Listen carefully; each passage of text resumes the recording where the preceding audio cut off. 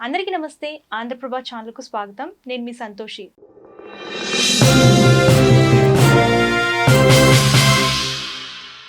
భాగ్యనగరంలో బోనాలు స్టార్ట్ అయిపోయాయి.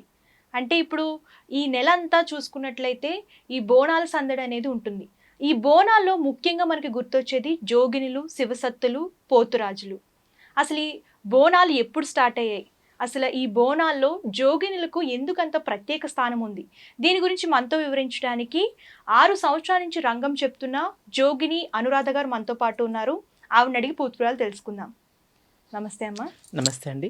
ముందుగా ఆంధ్రప్రభ ఛానల్ ప్రేక్షకులకందరికీ బోనాల పండుగ శుభాకాంక్షలు. ఈ బోనాల పండుగ సస్యశ్యామలంగా ఎటువంటి విఘ్నాలు లేకుండా, ఎటువంటి అవంతరాలు లేకుండా నిర్విఘ్నంగా పూర్తి కావాలని మనస్ఫూర్తిగా కోరుతున్నాను. అమ్మ, మీరు 6 సంవత్సరాల నుంచి రంగం చెప్తున్నారు కదా, ఎక్కడెక్కడ చెప్తారు? అంటే మీకు కొన్ని ప్రదేశాలు ఉంటాయా, అక్కడే రంగం చెప్తారా ఏంటి? అయితే మేము బోడుప్పల్లో చెప్తామమ్మా.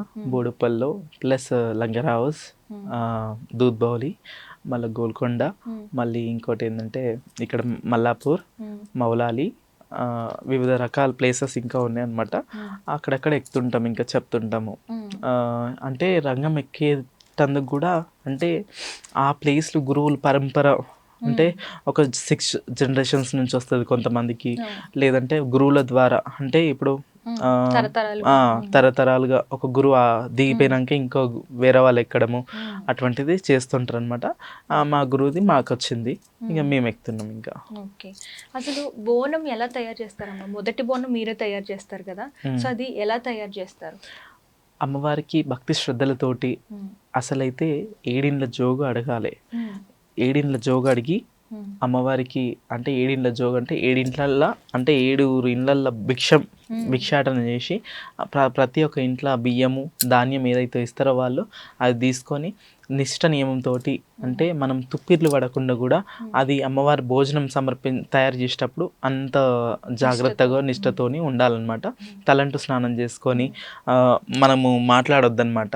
ఏదైనా టవాలో ఏదైనా కర్చీఫో ఏదైనా కట్టుకొని, అప్పట్లో మడి కట్టుకుంటుండే అనమాట, మడి చీర అని ఉంటుండే.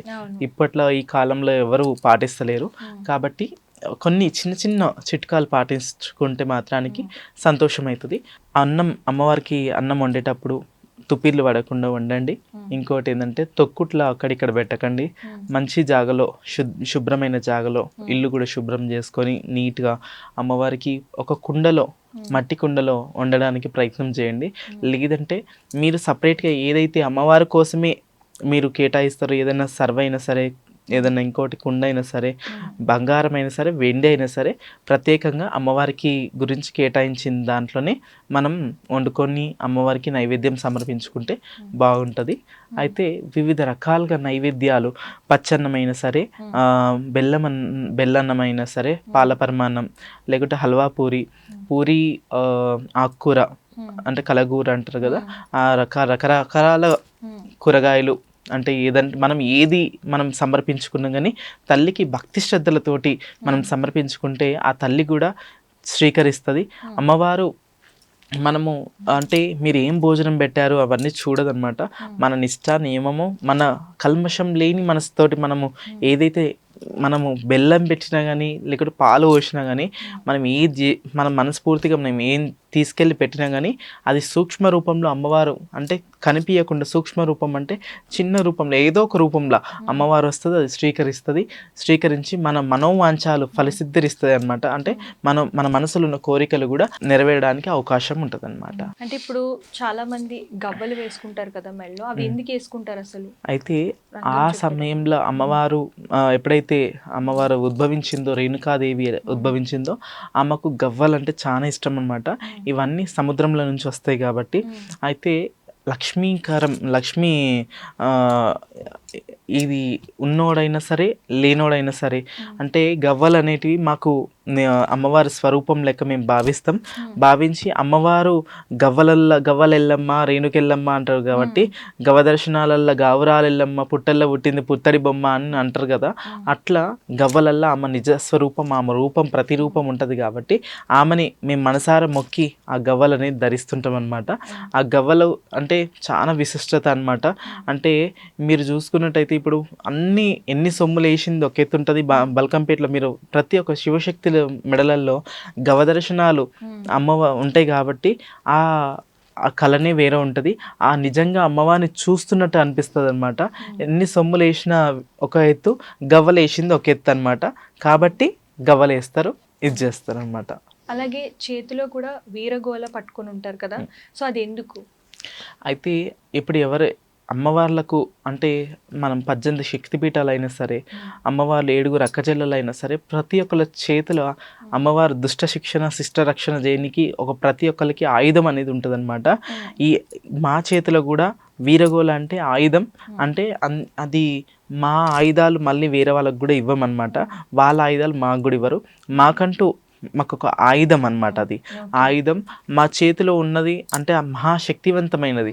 ఎందుకంటే ఒగ్గు పూజలు ఎన్నో పండగలలో పటాలు ఎక్కించి ఈ వీరగోళ్ళకు కూడా పసుపు పూసి కంకణం కట్టి దాంట్లో కూడా వివిధ రకాలుగా కొన్ని ఉంటాయి అన్నమాట. అవి చెప్పకూడదు, అవి కూడా ఉంటాయి. అవి దాంట్లో పెట్టిన తర్వాత అది కూడా పవర్ అనేది చాలా పెరుగుతుంది అనమాట. ఎప్పుడైతే వీరగోళ్ళతోటి మేము అంటే దిష్టి తీసి ఇలా కొట్టినా కానీ, లేదంటే దాని స్పర్శ ఎవరికైనా తెలియకనో తాకినా కానీ ఎటువంటి భూత ప్రేత పిశాక్షాలు కూడా అన్నీ బెదరిల్లిపోతాయి, అన్నీ కూడా దూరం అయిపోతుంటాయి అన్నమాట. ఏదన్నా అనారోగ్యం ఉన్నా కానీ, లేదంటే నరదృష్టి ఉన్నా కానీ, లేదు మబ్బుగా ఉంటున్నారు కొంతమంది అంటే ఆ వీరగోళ్ళతో కొడితే కొంచెం ఆ స్పర్శ తాకితే ఏమవుతుంది అంటే అది వెళ్ళిపోయి మంచిగా పీస్ఫుల్ అయిపోతారు. ఇంకా అటువంటి ఏమి భయము అవన్నీ ఎటువంటివి ఉండవు అన్నమాట.